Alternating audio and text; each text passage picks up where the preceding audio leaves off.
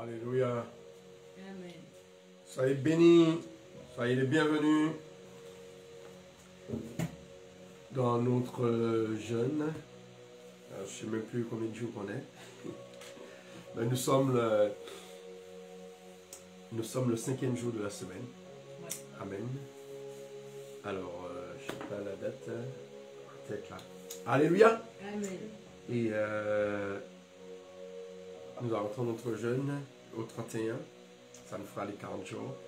Alors bientôt ce sera le nouvel an. Le printemps arrive. Le printemps, ce sera dans quelques jours, la semaine prochaine. Mais l'année commence la première lune du printemps.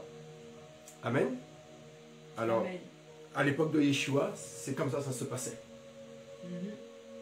C'était un calendrier lunisolaire. Ce n'était pas un calendrier comme le calendrier grégorien, qui est un calendrier uniquement solaire.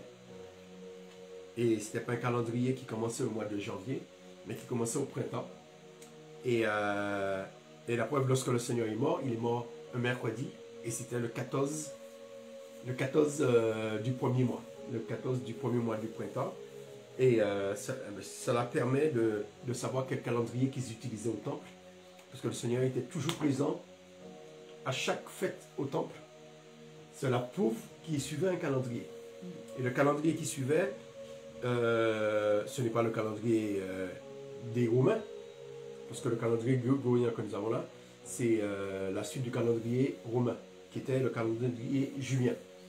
Et ce n'est pas le calendrier d'Enoch, parce que le calendrier d'Enoch, qu'on dit d'Enoch, ce n'est pas le calendrier d'Enoch. La seule chose qui a de ressemblance à Enoch, c'est le fait qu'il y a 364 jours. Mais ce calendrier-là, c'était le calendrier des Esséniens. Et le Seigneur ne suivait pas ce calendrier-là. Amen. Alors, c'est pourquoi vous allez voir certains chrétiens, ils appellent ça calendrier d'Enoch, mais ce n'est pas le calendrier d'Enoch. Le calendrier d'Enoch n'est pas fait ainsi. Amen. Alors, aujourd'hui, nous allons continuer notre lecture. Nous avons vu, dernièrement, les béatitudes dans le sermon sur la montagne. Nous avons vu le sel de la terre et la lumière du monde. Nous avons vu que Yeshua, il n'est pas venu pour abolir, pour détruire la loi, mais il est venu pour la compléter. Alléluia. Amen. Et puis là, maintenant, nous allons entrer en détail comment il complète la loi. Amen. Alors, aujourd'hui, nous allons lire, et puis nous avons vu quelque chose de très intéressant hier, qui peut être une révélation. C'est lorsque il dit de laisser ton offrande, et s'il y a quelqu'un qui a quelque chose contre toi, va te réconcilier avec lui. Alors, on voyait que, même dans le Notre Père, l'offrande, même dans le Notre Père, l'offrande, c'est une dette. C'est-à-dire que pas l'offrande, comment dire, lorsqu'on te dit de pardonner à quelqu'un, c'est-à-dire que si quelqu'un a une dette contre toi. Et là, on disait que il est important que nous puissions, avant de faire nos offrandes, de rendre nos dettes à ceux qu'on doit. Parce que qu'est-ce que le Seigneur dit? Arrange-toi contre moi. C'est-à-dire, arrange-toi avec ton adversaire pendant qu'il est encore pendant qu'il est encore en chemin avec lui, pendant que tu es encore en chemin avec lui, de peur que l'adversaire ne te livre au juge. Le juge au garde et que tu ne sois mis en prison, excuse-moi. En vérité, tu ne sortiras point de là que tu n'aies payé jusqu'au dernier centime. Qui veut dire que si nous devons quelque chose, réglons cela avant, parce qu'après, ça va monter, et on va payer des pourcentages. Amen. Qui veut dire qu'il y a des choses plus importantes que l'offrande. L'offrande, ce n'est pas la plus importante. L'offrande est très importante, mais quand quelqu'un a quelque chose contre toi, c'est-à-dire que ça peut être un mal que tu lui as fait, mais ça peut être aussi une offrande. Ça peut être aussi, comment dire, une dette que tu dois. Avant d'aller payer ta dette, avant d'aller mettre ton offrande, va régler ta dette. C'est ce qu'il dit. Parce que le mot avoir quelque chose contre quelqu'un, c'est-à-dire avoir quelqu'un te reproche quelque chose, ça peut être parce que tu dois à une personne. Alors toi qui es un serviteur de Dieu, si tu ne peux pas aller donner offrande et puis tu n'as pas payé tes ouvriers. Amen. Alors, et trop souvent, on entre dans des trucs, on va donner notre dîme, on va donner nos offrandes, et puis on ne paie pas notre loyer. Parce que le problème, c'est que si les serviteurs de Dieu disent à l'église qu'il faut donner sa dîme, que soient les moyens qu'on doit donner, c'est la dîme qu'il faut donner en premier. Alors les gens sont obligés, ils sont obligés de ne pas payer leur loyer, comme ça, ils ont payé leur dette. Et c'est pas ça. Et le pire, parce qu'il y a la dîme des dîmes. C'est-à-dire que quand tu fais partie d'une fédération, on prend la dîme pour envoyer pour la fédération. Et ce qui se passe des fois, les locaux que l'église se trouve ne sont même pas payés, le loyer n'est même pas payé, on enlève déjà la dîme pour envoyer pour la maison mère. Et après, les chrétiens, ils ont un mauvais témoignage, ils sont étonnés. Parce qu'on ne fait pas attention à ça. Parce que ce genre de message-là, on ne prêche pas ça. Mais laisse ton offrande là, même pour aller te réconcilier, on ne prêche pas ça. Non. Ouais. Je viens mettre ton offrande avant. Que tu sois fâché avec qui des fois, dans la même église, les gens sont fâchés entre eux. Mais bon, qui va dire, non, ma soeur, mon frère, non, mais pas ton offrande. Va te réconcilier avant. Alors, il faut qu'on trouve nos motivations. Qu'est-ce qui nous motive? Parce que même si elle dépose son offrande, l'offrande n'est pas consumée. Hein. Voilà, c'est pas un parfum de bonne odeur. Ah oui, pas... Il faut qu'elle soit consumée pour que ça puisse faire une fumée et ça monte vers le Seigneur. Oui. Elle ne monte pas au ciel, elle reste là. Alors ça ne sert à rien de mettre ton offrande. C'est pourquoi je ai dit, mets ton offrande. Non, laisse là. L'offrande, tu le feras. Ouais. Tu le feras plus tard. L'offrande, c'est pour l'Éternel. L'Éternel ne va pas mourir de faim. C'est lui qui a tout. Non, il ne va pas mourir. L'Éternel peut attendre. Mais peut-être ton pasteur va dire, maintenant ma soeur, la fin du mois arrive là, il faut... Où est mon offrande? Où est mon offrande?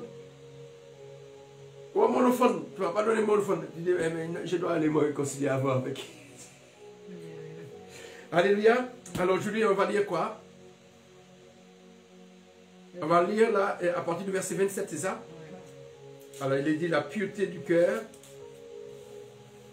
On va parler du mariage. Alors laisse-moi voir ça. Mais cette version. Alors. On va parler de l'adultère et on va parler aussi du divorce, je pense. Oh my God. Alléluia. Alors, on a lu le verset 5, le verset 27. Le chapitre 5, verset 27.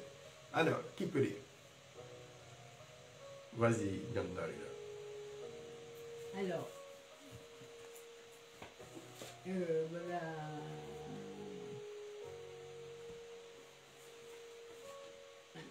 On avait prié, 27. Oui. Vous avez appris qu'il a été dit, tu ne commettras pas d'adultère. Eh bien moi, je vous le dis, si quelqu'un jette sur une femme un regard chargé de désir, il a déjà commis l'adultère avec elle dans son cœur. Par conséquent, si ton œil droit te fait tomber dans le péché, arrache-le et jette-le au loin, car il vaut mieux pour toi perdre un de tes organes que de voir ton corps entier précipité en enfer. Si ta main droite cause ta chute, coupe-la et jette-la au loin. Il vaut mieux pour toi perdre un de tes membres que de voir tout ton corps jeté en enfer. Il a aussi été dit, si quelqu'un divorce avec sa femme, il doit le lui signifier par une déclaration écrite.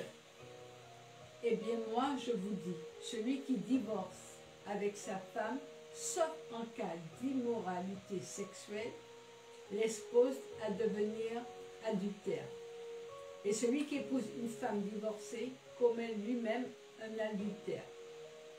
Vous avez encore appris qu'il a été dit à nos ancêtres, tu ne rompras pas ton serment, ce que tu as promis par serment devant le Seigneur, tu l'accompliras. Eh bien moi, je vous dis de ne pas faire de serment du tout. Ne dites pas, je le jure par le ciel, car le ciel, c'est le trône de Dieu. Ou, j'en prends la terre à témoin, car elle est l'escabeau où Dieu pose ses pieds. Ou, je le jure par Jérusalem, car elle est la ville de Dieu, le grand roi.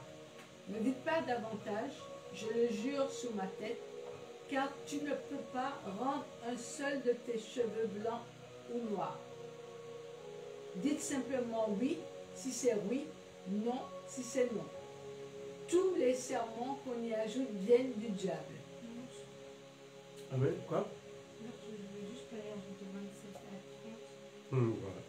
Bon, c'est pas grave. C'est pas grave. On va commencer et après. On va Voilà. faire ça. Alors,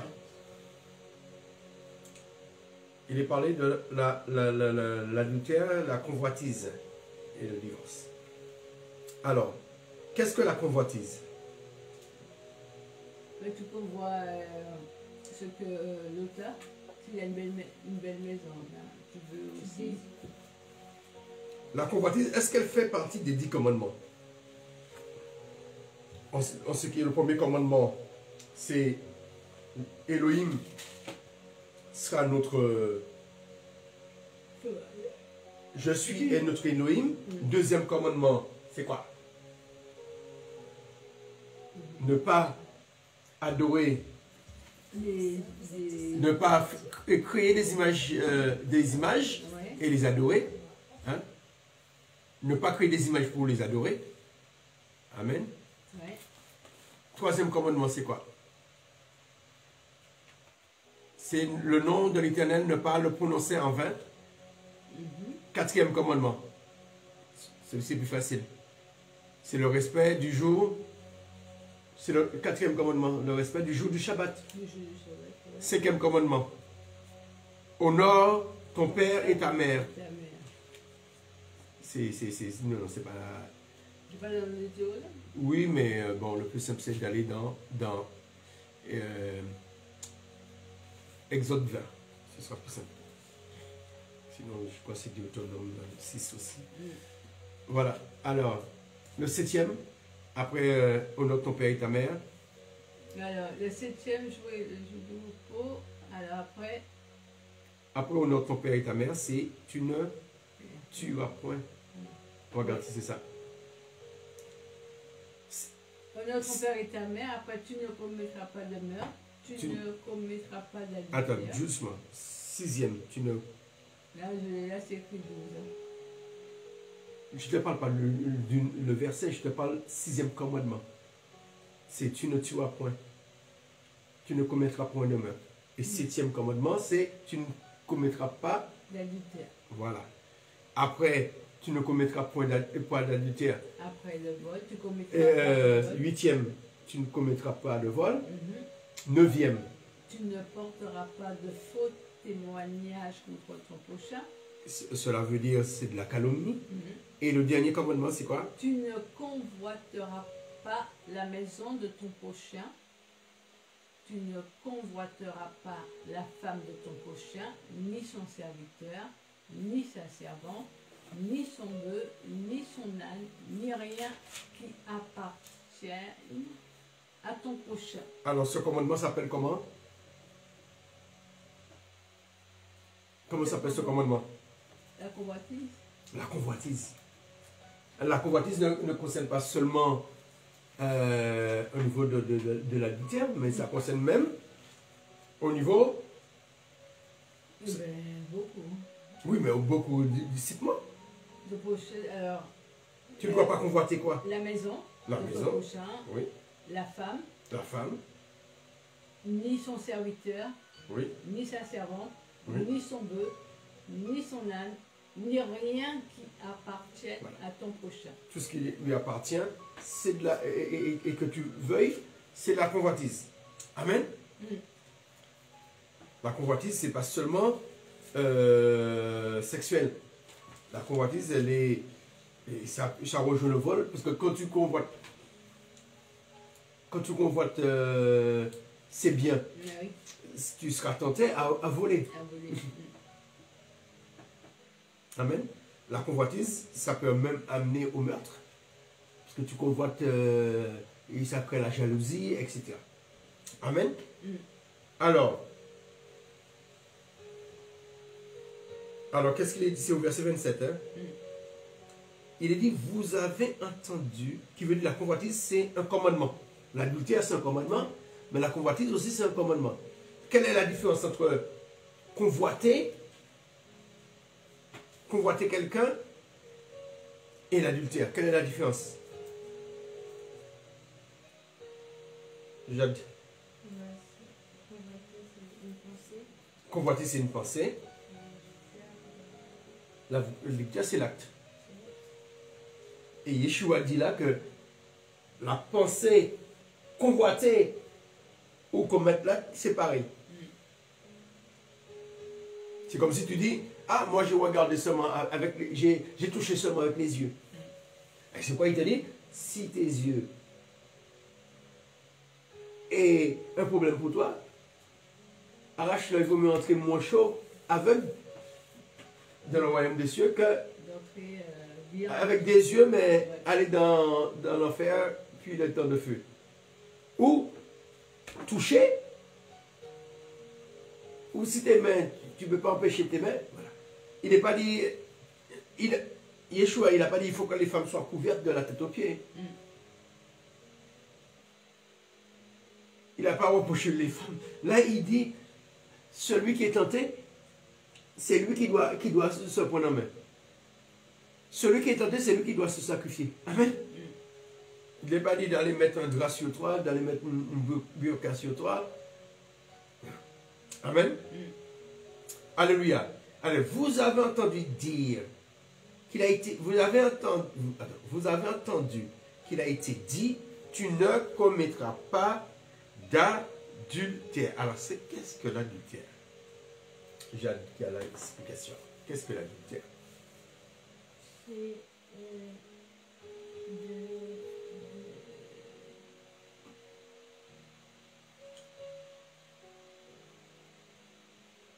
c'est la guitare, quoi, franchement. Allez, aide-la. Si tu as la réponse. L'adultère, c'est quand tu connais quelqu'un avec quelqu'un, tu es marié, tu te couches soit avec une femme mariée ou une femme couche avec un homme marié. Tu Ou commets une femme, l'adultère. ou là, je marque, je crois, une femme Célibataire, oui. Qu'est-ce qu'ils ont mis? Ou la meuf, aussi, dans son père, Non, on ne comprend pas ce que tu dis. non, là, je comprends pas du tout. Alors, l'adultère, je parle dans la Bible, hein, c'est pas dans notre tradition. Dans la Bible, l'adultère, c'est lorsqu'une femme mariée a une relation extra-conjugale. Lorsque, à ne pas confondre avec la polygamie. Puisqu'on a vu on avait vu que l'Éternel lui-même, hein, on peut le prendre, parce qu'on est, pour ceux qui ne connaissent pas ce texte, dans Exode 21 peut-être, on a Exode 21, on va voir ce que je peux trouver, ce texte pour vous. Alors, Exode 21 normalement, les lois par exemple sur les esclaves. Lorsqu'un homme avait travaillé, il est esclave, il restait 7 6 ans à travailler. La 7e année, il était libre. Quand c'était un homme. Mais quand c'était une femme, Quand c'était une femme, c'était eh bien, la femme, après, pouvait devenir la femme du maître. Après 6 ans Voilà. d'esclavage. Voilà. Elle pouvait devenir la femme du maître. Alors, et pourtant le maître a dit, soit le maître donnait à son fils, ou le maître prenait pour lui. Alors, qu'est-ce qu'on peut lire alors, verset 7, à partir du verset 7. Mais c'est la fin. Lisons le verset 7 de Exode 21. À partir du verset 7. Mais ce qui nous intéresse, c'est la fin qui nous intéresse. C'est vers le verset 11 qui nous intéresse. Alors, 21. Et verset. À partir du verset 7 pour comprendre le contexte.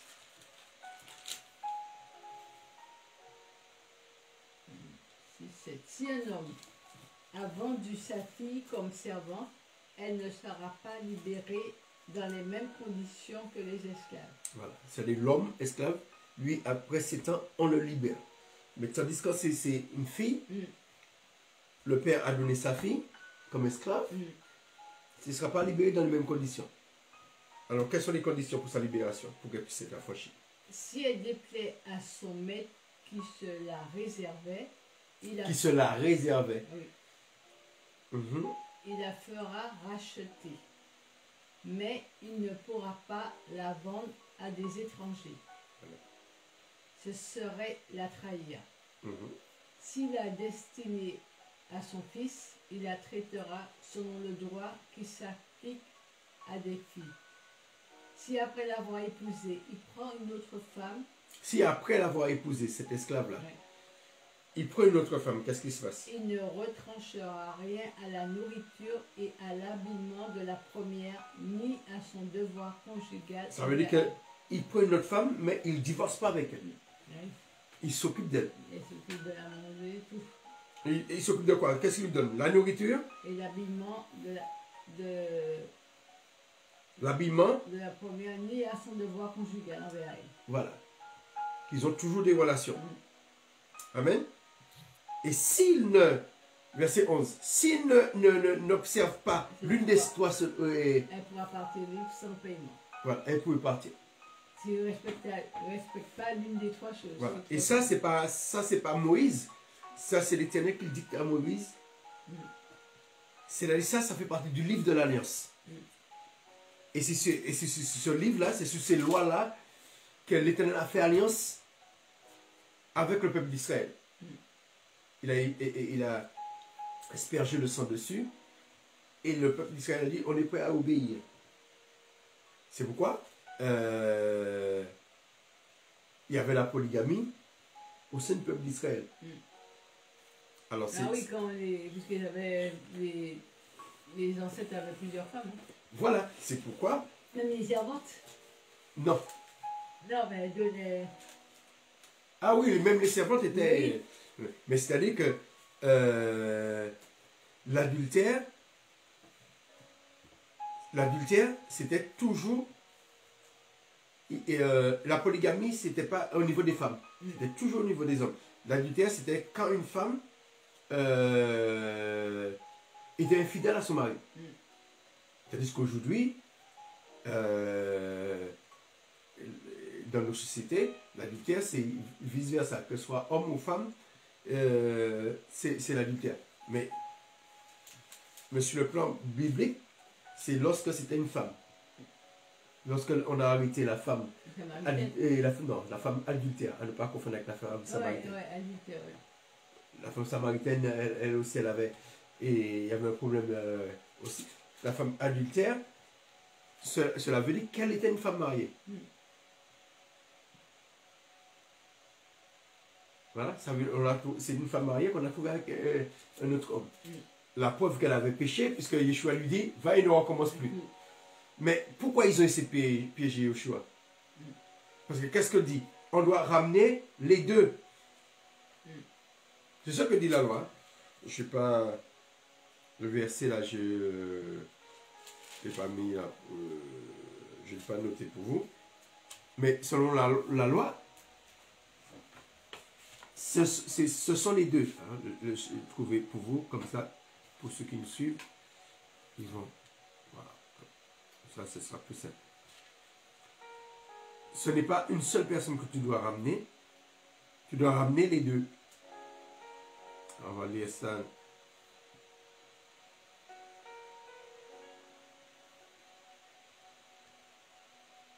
Voilà. Lévitique 20, verset 10. Si un homme commet un adultère avec une femme mariée, s'il commet un adultère avec la femme de son prochain, Ouais. l'homme et la femme adultères seront punis de mort. Alors, Lévitique 20, verset 10. Bah, tu disais pas. Quoi, lisez-le. Lévitique 20, verset 10.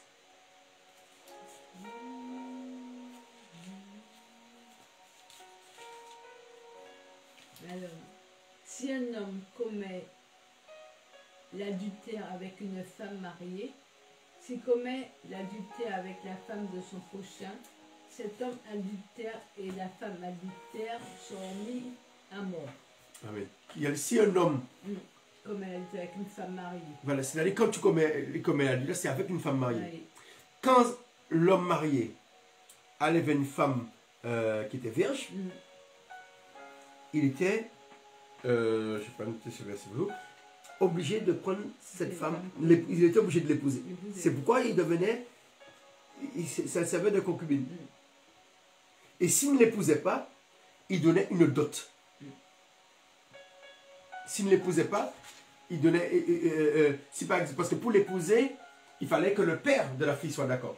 Si le père de la fille n'est pas d'accord, par rapport à ce qu'il a fait, il donnait une dot. Ce serait bien qu'on trouve ce verset. Alors, c'est là que prend l'origine de la dot. Alors, je pense que la dot, Exode 22, verset 16. Si un homme séduit une vierge, Exode 22, verset 16. Si un homme séduit une vierge qui n'est point fiancée et qui couche avec, parce que si elle est fiancée, là, là, ça pardonne pas. Si un homme séduit une vierge qui n'est point fiancée et qu'il couche avec elle, il payera sa dot et la prendra pour femme. Il va payer la dot, il va la prendre pour femme. Si le père refuse de lui accorder, il payera en argent la valeur de la dot de la vierge. C'est-à-dire que après, il faut qu'il paye la dot. Il la prend pour femme. Mais le père peut décider, non, tu vas payer la dot, mais tu ne l'auras pas comme femme. Qui veut dire ce ne sont pas les mêmes, ce n'est pas la même sanction. C'est pas attention. C'est-à-dire que ce serait un homme, ce serait une femme mariée, elle serait condamnée à mort. Ouais. D'accord? Alors, quand Yeshua parle là, dans Matthieu, Yeshua, il est en train de parler à des gens qui connaissent ces lois-là. Amen. On va remettre. Voilà. On va retourner dans.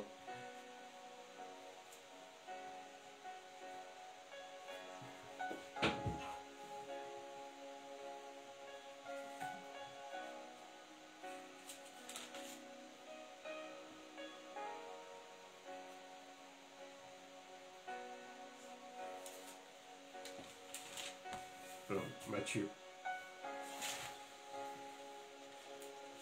Matthieu 5. Alors, qu'est-ce qu'il est déjà? Matthieu 5. Matthieu 5, on était où? Le verset qu'on travaillait.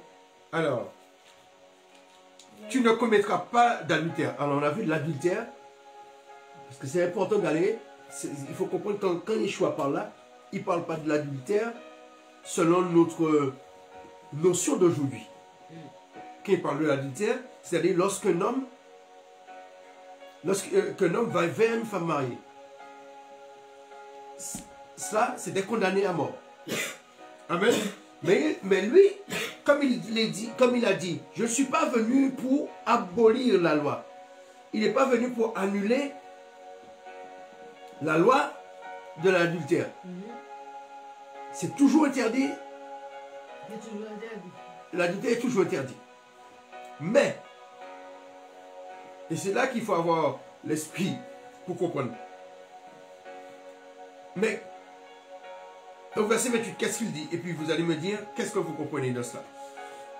Est-ce qu'il dit, est-ce qu'il contredit la loi de Moïse ou qu'est-ce qu'il veut faire comprendre? Verset 28, Jean. Mais moi je vous dis, celui qui regarde la femme d'un autre avec envie, celui-là dans son cœur a déjà couché avec cette femme. Amen. Mm. Ça veut dire qu'il a commis un adultère. Il était de la regarder. Mais pourquoi Yeshua dit ça? Parce que celui qui regarde, il n'a pas couché avec elle. Il a juste convoité. Mais quelle est la différence avec la convoitise et l'adultère? L'adultère, tu passes à la convoitise, c'est juste une pensée. Une pensée, mais la pensée... Mais est-ce que Dieu condamne la pensée? Est-ce que la loi condamne la pensée? Non. Est-ce que la loi condamne la convoitise? Quoi? Les 10 commandements, est-ce que les 10 commandements... Pour la convoitise, oui. Oui. Tu ne convoiteras pas la femme de ton prochain. Tu convoiteras pas. Tu ne convoiteras pas, c'est bien. Mais quelle est la différence par rapport à la... Parce que les gens qui commettaient l'adultère, ils étaient condamnés à mort. Ouais. Mais celui qui convoite la femme de son prochain, celui qui convoite ses animaux, celui qui convoite ses biens, il avait quoi comme sanction?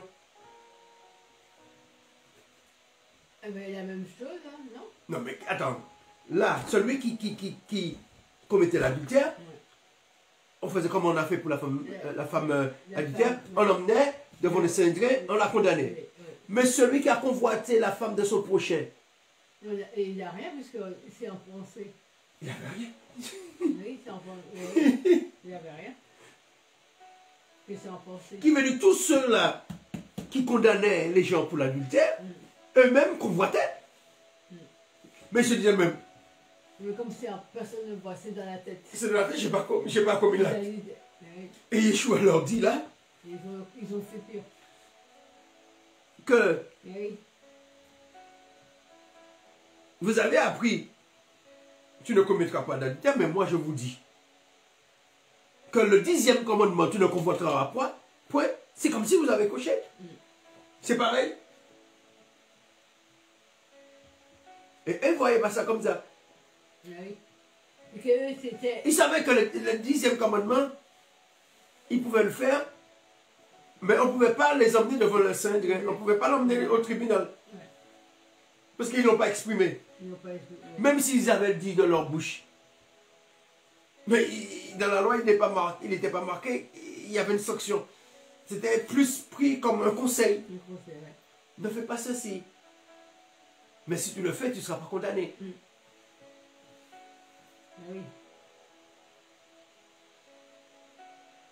Mais eux-mêmes étaient... Et Yeshua est en train de leur dire, c'est pareil. C'est pareil. Et c'est ce qui fait que lorsqu'ils ont mené la femme adultère, c'est quel passage de la femme adultère? Oui. La femme adultère, c'est Du plus vieux- c'est Jean. Du plus vieux au plus jeune, ils sont tous... C'est Jean. C'est Jean 9 peut-être. Lorsqu'ils ont mis la femme, on va revenir de ça. Jean 8. Prenons Jean 8. L'évangile de Jean, verset 8. L'évangile de Jean, verset 8. Chapitre 8.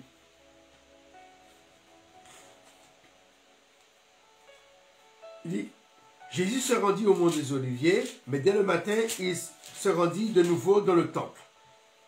Et tout le peuple vint à lui, il s'assit et il enseignait. Alors, verset 3. Qu'est-ce qu'il est dit? À partir du verset 3. Tout à coup, Les spécialistes de la loi et les pharisiens traînèrent devant lui une femme qui avait été prise en flagrant délit d'adultère. Si elle a été prise en flagrant délit d'adultère, c'est-à-dire, elle a été prise avec un homme. Et la loi dit quoi? D'emmener les deux. D'emmener les deux. Alors, on va voir qu'est-ce qu'ils vont faire. Ils la firent avancer dans la foule et la placèrent bien en vue devant Jésus. Maître, lui dirent-ils, cette femme a commis un adultère. Elle a été prise sous le fait. Or, dans la loi, Moïse nous a ordonné de lapider des femmes de ce genre. Toi, quel est ton jugement sur ce cas? Des femmes de ce genre. Non. Et Moïse n'a jamais dit ça. Il a dit les deux. Mais là, ils ont emmené que la femme. Ça peut être l'un parmi eux. Mais c'était pour le piéger. Continue. En lui posant cette question, il voulait lui tendre le piège dans l'espoir de trouver quelques prétextes pour l'accuser. La femme a commis l'adultère. Ouais. Mais le piège, c'était quoi? Le piège, c'était le fait. On voulait voir est-ce qu'il connaissait la loi. Parce que la loi dit il faut emmener les deux. Les deux. Mais lui, sa sagesse est immense. Alors s'il avait emmené les deux, bon, on ne sait pas qu'est-ce qu'il aurait dit. Mais le fait qu'ils ont emmené, Il me dit peut-être ne péchez plus tous les deux. le fait qu'ils ont emmené une seule, et il connaît leur cœur. Et ceux-là aussi, les pharisiens, ils savent aussi la loi. Il connaît leur, mais c'est parce qu'ils connaissent la loi, ils vont essayer de le piéger. Le piéger, oui. Toi qui te fais passer pour le Messie, tu te fais passer pour Elohim, On va tu es le voir, fils d'Elohim, on va voir, tu on va connais voir. la loi. Et on va voir est-ce que tu connais la loi. Pour voir est-ce qu'il... Parce que s'il avait condamné la femme, ils auraient eu un prétexte pour le condamner. Puisqu'il aurait dit, il a condamné une femme en ne respectant pas la loi. Nous, on l'a menti pour lui. On a dit, Moïse dit cela pour voir. Parce qu'eux, ils savent que ce n'est pas ce que Moïse dit. Moïse dit d'emmener les deux. Puisque c'est ce qu'on a vu dans le texte que nous avons vu tout à l'heure. Et qu'est-ce qu'il dit après? Mais Jésus se baissa et se mit à écrire du droit sur le sol. Eux, ils insistaient, répétant leurs questions. Alors il se releva et leur dit, que celui d'entre vous qui n'a jamais péché lui jette la première pierre. Pourquoi lui jette la première pierre? Parce que c'était par lapidation qu'on te condamnait à mort. On te lapidait. On envoyait des pierres jusqu'à ce que tu meurs. Mais oui, jusqu'à ce que les pierres te couvrent. Les deux. Aïe, aïe, aïe. Tu te retournes par là. Et chacun, ils ont déjà leur pierre là. Chaque personne envoie une pierre. C'est dur, hein? Ah, il n'y avait pas de fusil. Hein. Et qu'est-ce que Yeshua, il lance une parole de sagesse là. Que celui qui n'a jamais péché lui jette la première pierre. Et tout à l'heure, on a vu que Yeshua dit, celui qui a regardé une femme, qui a convoité une femme, c'est comme si cette personne a commis l'adultère. Qui veut dire que celui qui n'a jamais, que celui qui est sans péché ou qui n'a jamais péché. Mais il écrivait par terre. Qu'est-ce qu'il écrivait par terre? Qu'est-ce qu'il aurait pu écrire par terre? Jamais. Peut-être la loi. Mais oui, la loi. La loi. De nouveau, il se baissa et se mit à écrire sur la terre. Allez, continue. Après avoir entendu ces paroles, ils s'esquivèrent l'un après l'autre, à commencer par les plus âgés, laissant finalement Jésus seul avec la femme, qui était restée au milieu de la cour du temple. Alors Jésus leva la tête et lui dit, eh bien, où sont donc passés tes accusateurs? Personne ne t'a condamné. Personne, Seigneur, lui répondit-elle. Alors Jésus reprit, je ne te condamne pas non plus, va, mais désormais ne pêche plus. Amen. Mais pourquoi ils sont partis? Parce que tout le monde, du plus vieux... Mais est-ce que c'est le fait que Yeshua leur dit que celui qui n'a jamais péché lui jette la première pierre? Ça, c'est déjà fort. Mais C'est parce que leur conscience a été Eh touchée. bien oui. Ils ont pris conscience qu'ils étaient pécheurs. Mais qu'est-ce qu'il a écrit par terre? Eh Peut-être oui. il a écrit la même chose qu'il dit dans Matthieu. Mm. Et moi, je vous dis, Matthieu, ce qu'il a écrit par terre là, avait un lien avec ce qu'il dit dans Matthieu là. Moi, je vous dis, quiconque, et il a pu marquer, quiconque regarde une femme pour la convoiter, a déjà commis l'adultère avec elle dans son cœur. Imaginons ça, c'est écrit par terre. Et puis il leur dit que celui qui n'a jamais péché, lui jette la première pierre. C'est-à-dire celui qui n'a jamais péché. Par rapport à ce qui est écrit par terre là. Et ce qui est écrit là n'est pas contraire à la loi.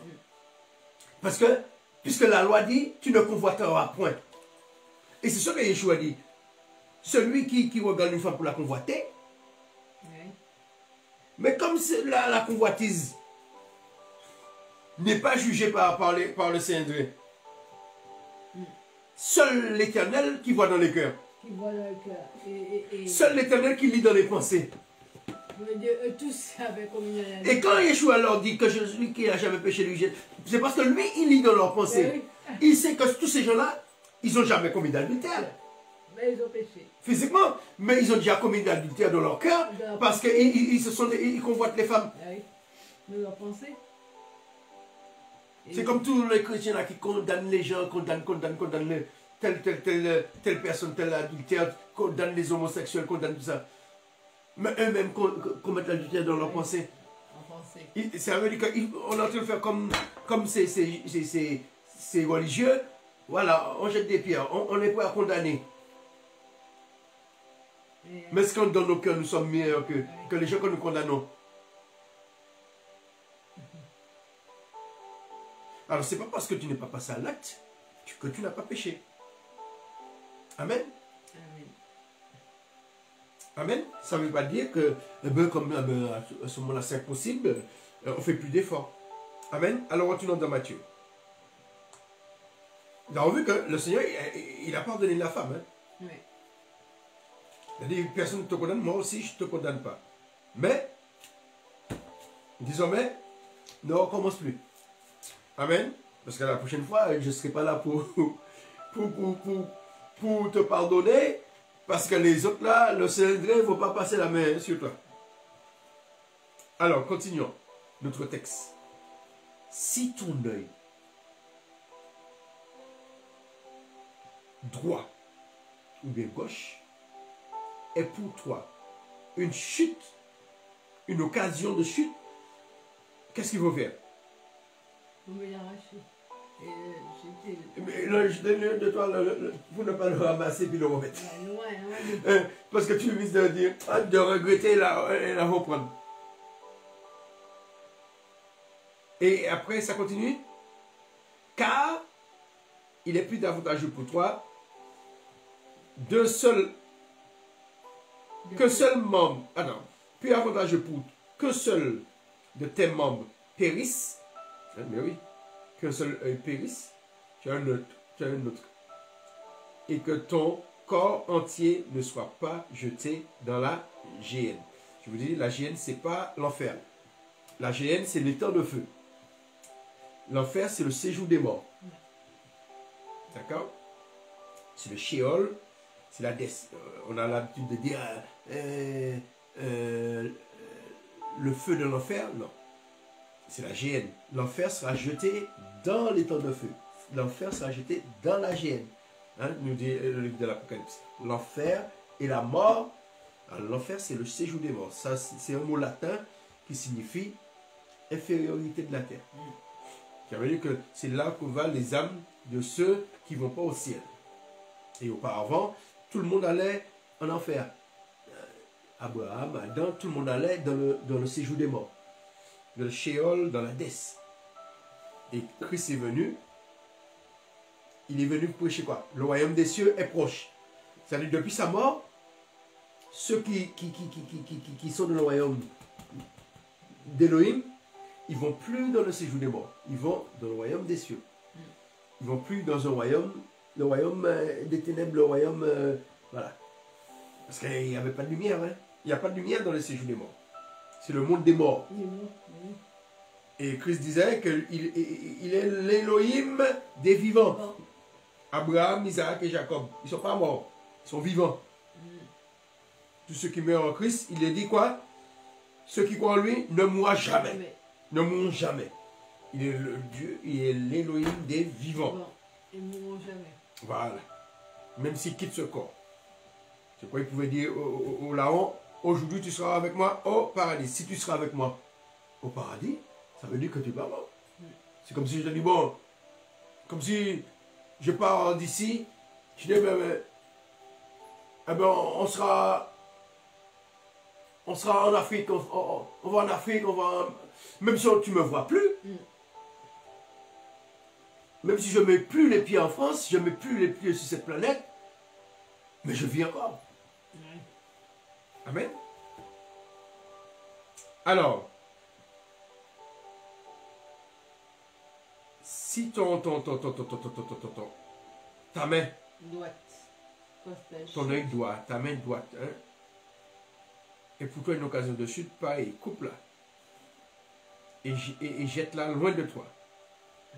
Pour ne pas la ramasser, car il est avantageux pour toi qu'un seul de tes membres périsse et que ton corps entier n'aille pas dans la GM. Mais pourquoi utiliser le mot main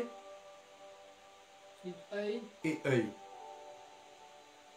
que ton œil. Ton œil et tes mains. Pourquoi l'œil? Parce que l'œil, c'est qu'on voit. Voilà. L'œil, c'est la convoitise. Et les mains, c'est quoi? Bah ouais, du coup. Bah ouais, logique. Bah, genre l'œil, du coup, c'est la C'est touche. Mais oui, toucher. l'œil, c'est la convoitise. Parce que c'est ton œil qui te fait convoiter. Ouais, logique. Alors, et pourquoi la main? Bah, c'est le toucher. C'est le toucher.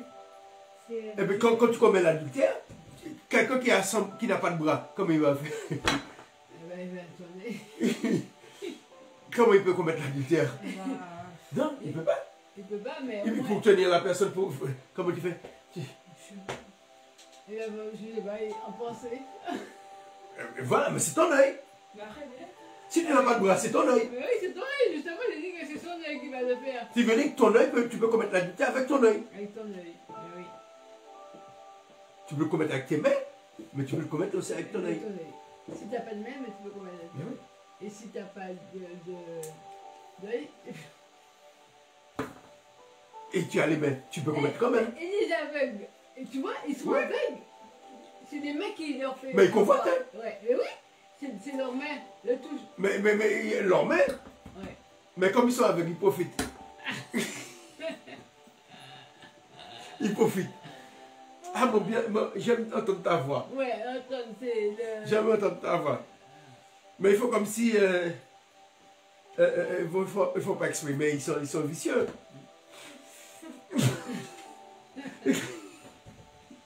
Hein?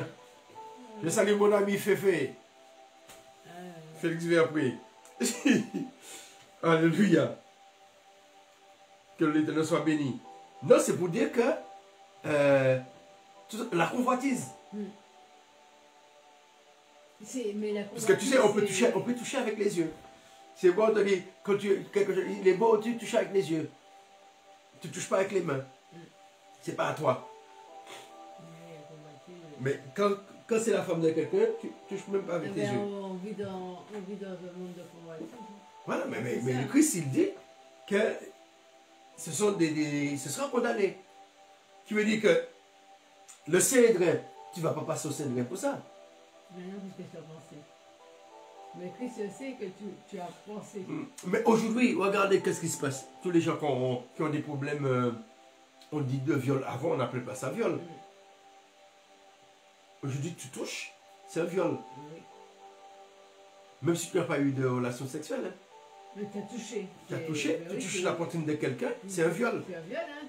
C'est Tu touches les fesses de quelqu'un, un c'est un viol. non, Ah oui, c'est la touche, non. oui, mais l'attouchement est considéré comme un viol aujourd'hui. Aux États-Unis, ici aussi. Tous les gens qu'on dit que pour agression sexuelle, là, qu'on les condamne là, ils n'ont pas commis de. Comment dire, on ne peut pas dire qu'ils n'ont pas commis d'acte sexuel, mais ils n'ont pas eu de relation sexuelle, mais ils ont touché.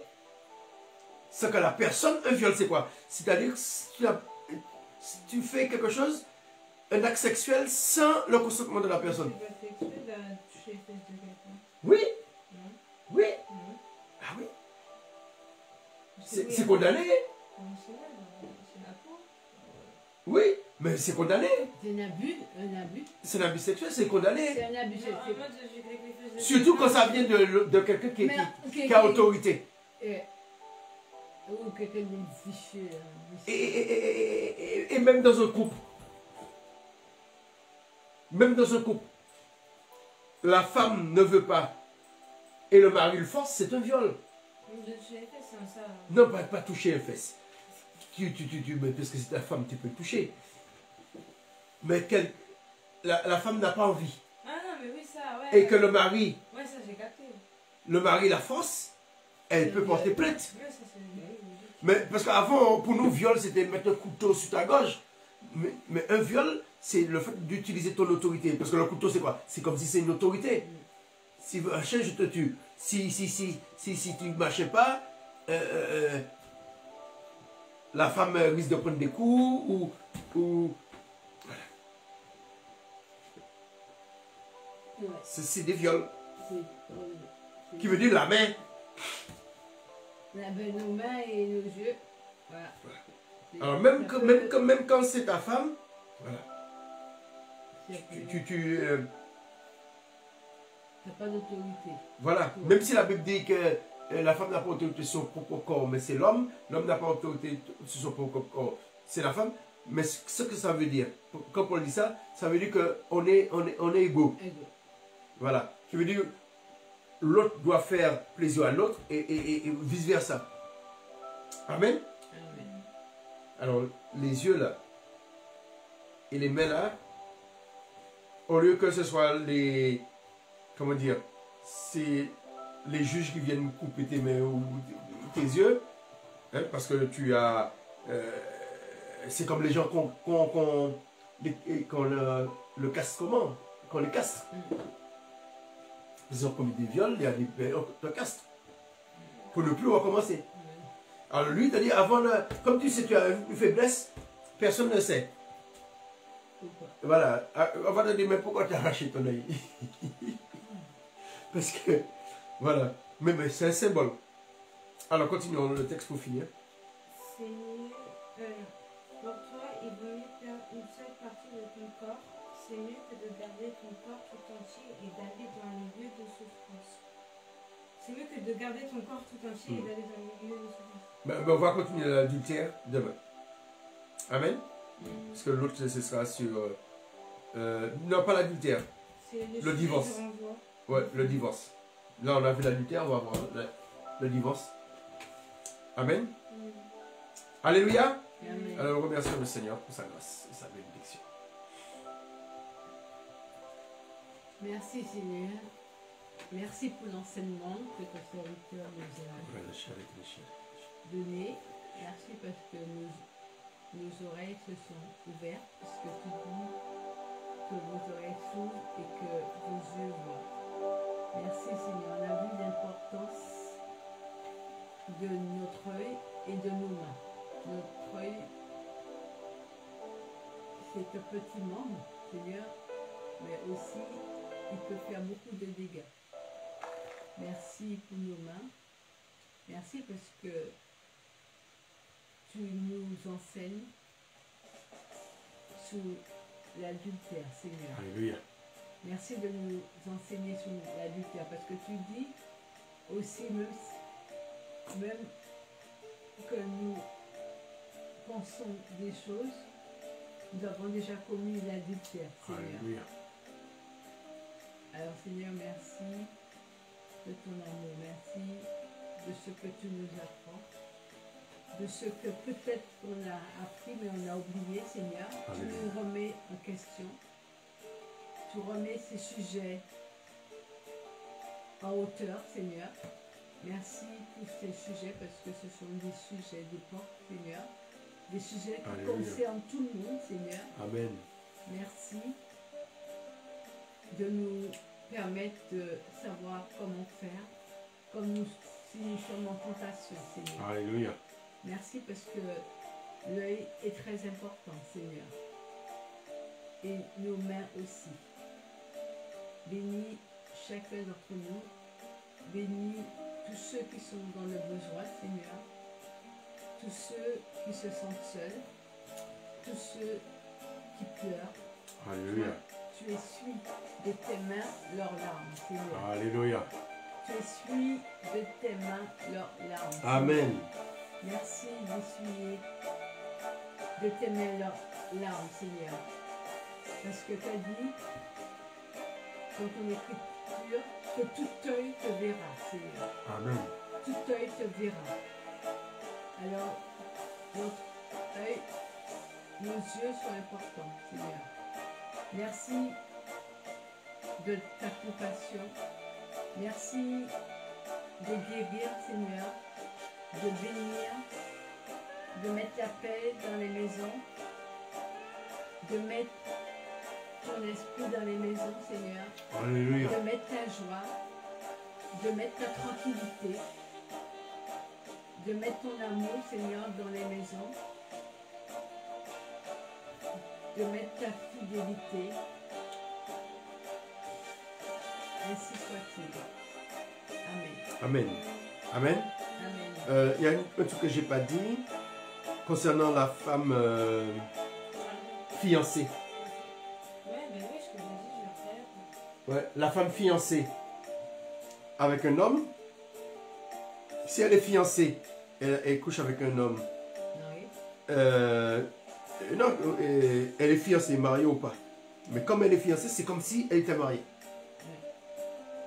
Et les deux étaient condamnés. Oui. C'est pourquoi Joseph et Marie, lorsque Marie Joseph a voulu fuir, parce qu'ils n'étaient pas mariés. Une femme qui est fiancée, eh ben, là, il serait condamné. C'est comme si, voilà, on aurait considéré comme il se serait condamné comme un adultère. Amen. Alléluia. Alors demain, on va continuer sur le divorce. Alléluia. Alors soyez bénis. Soyez bénis. Alors regardez la vidéo, partagez la vidéo sur l'adultère. Et l'adultère selon Yeshua. On va continuer sur l'adultère, mais on va parler du divorce demain. Amen. Soyez bénis.